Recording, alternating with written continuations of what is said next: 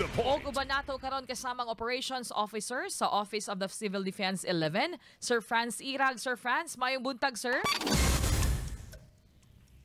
Good morning, Sir Franz. Michael, mayong buntag kanimo sa tanang tigpaminaw sa deactivated about. Yes po, salamat kay sir sa imong oras karong buntaga, sir. Mangayo may update recent nato na data sa ulahing linog nga atong nasidatian, sir. Unsay inyohang information, sir, diha sa OCD 11? Okay. Base sa kanon mo ato ang consolidated mga reports dito sa mga affected LGUs, particularly Davao Occidental. So far wala tayo ikaw ng mga nagkong damages ang incur or na hiagom sa mga areas in Davao Occidental. Mostly ang affected ng mga kuha nila dito is ang schools, no?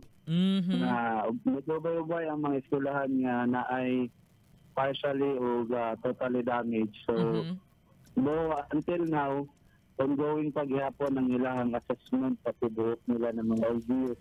So, dagko po ng ilang AOR, no?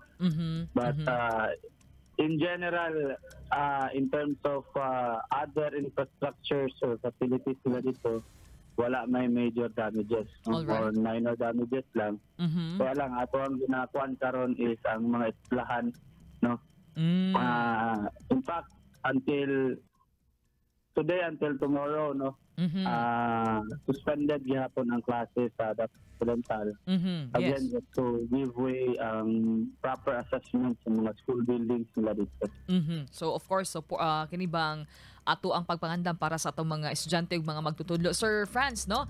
In general pod, sir, ang atong mga drills, sir, preparation, matong barangay, sa inyong assessment, sir, ang tao bagyod ron, sir, ang publiko, ang mga taga Davao Region, nahimo bagyod nilang na-apply ang atong mga drill, sir, or naapadyoy kulang asa dapit, Sir Franz? Kundo naman. In general, ma'am, no? Doon sa Region 11, na-apply man yun ang kuhan. Panato ang quarterly, so balik-balik na ginatudlo, mga basic procedures. Yes.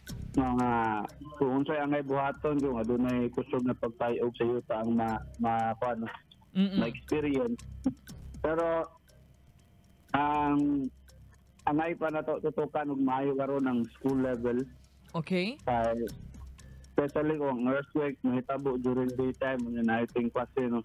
Ubay-ubay paghapon ng mga eskwelahan ang makadawat tag report nga daghan na taranta ng mga estudyante, no, na ma-report na makuyapan, magnervyos. So kato nang kahimusgan, no, in partnership with that ed.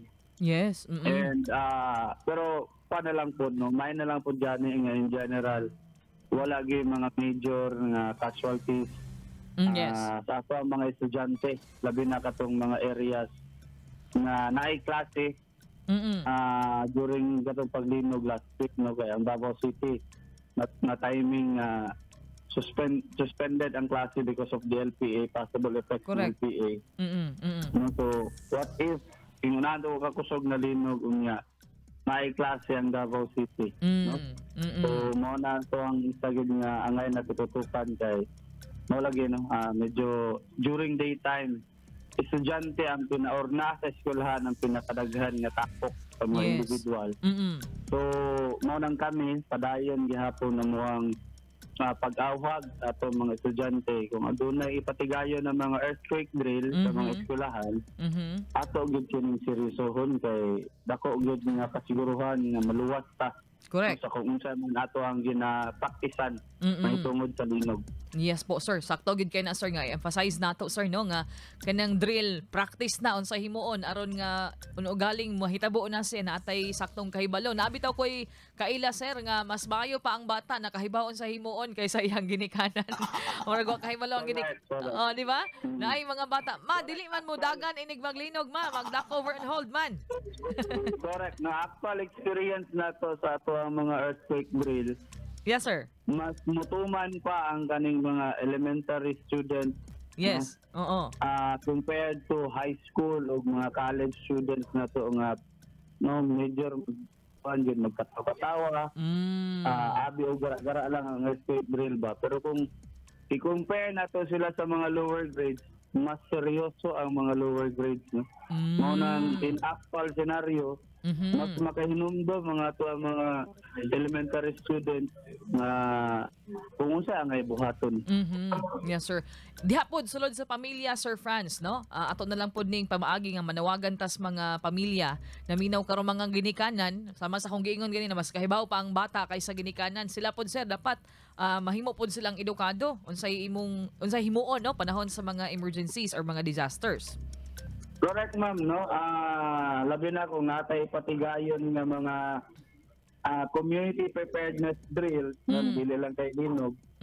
May pud sa ubang hazard sa ato ang community. Yes. So ginauhag din namo ang ato ang komunidad sa ilang aktibo nga partisipasyon kay ang kaning pagpangandam sa disaster ma'am dili ni trabaho sa gobyerno lang.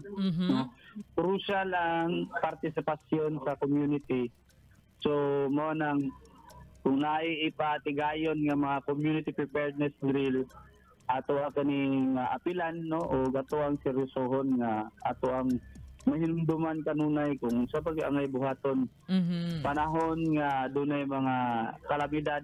Yes. Makalinog na ito ang ma-experience sa ito ang community.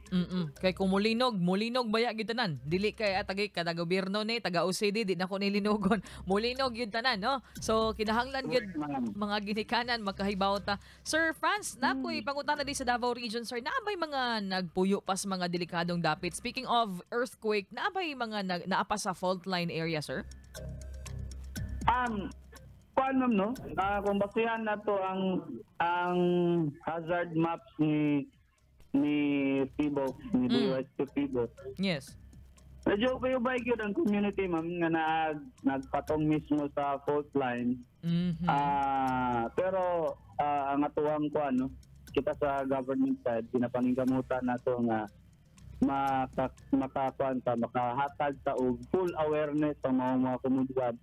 Labi na kato mga kung adunay mga balay no nga nagpatong mismo sa fault line no nang isa sa ato ang mga major activity in relation to information education campaign nato is kaning mag-conduct og walk the fault no wherein sa isa ka community nga na-identified fault line nga na mga identified balay nga nagpatong mismo sa fault line. Okay. So ato nang ginahatagan og higayon nga maka-information education campaign ta diha no nya maka marking ta diha nga kaning area kaning mga lugar is naa-diri mismo ang fault line no. So pinaagi a partnership with the DOST FIBO no from national office. So ato nang gina-implement ng walk the fault na activity as part of our IEC. Gani karong adlaw no. Yes, sir.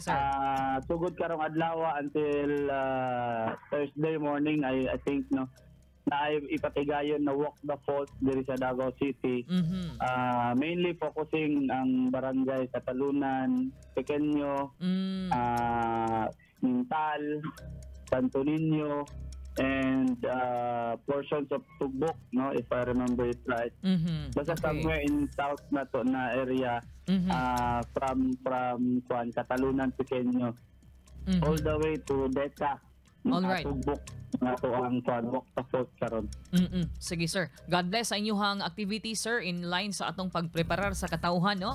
Kay kining linog, di kita makahibaw kanus ani siya mo abot. Bintaha na lang mga baha o mga bagyo, no? Kay makapangandam pa ta, pero ang linog dili gyud. So it's important to prepare all the time. Thank you, Sir Franz, sa oras, sir. Unya, more power sa inyo, ha, sir, sa OCD 11. Yes, Ma'am Michael, maing buntag po, dagang salamat sa higayon. Salamat kaayo, mga kasama, no? Sir Franz Irag, ang Operations Officer sa OCD 11. Radyoman Michelle Miral Galve.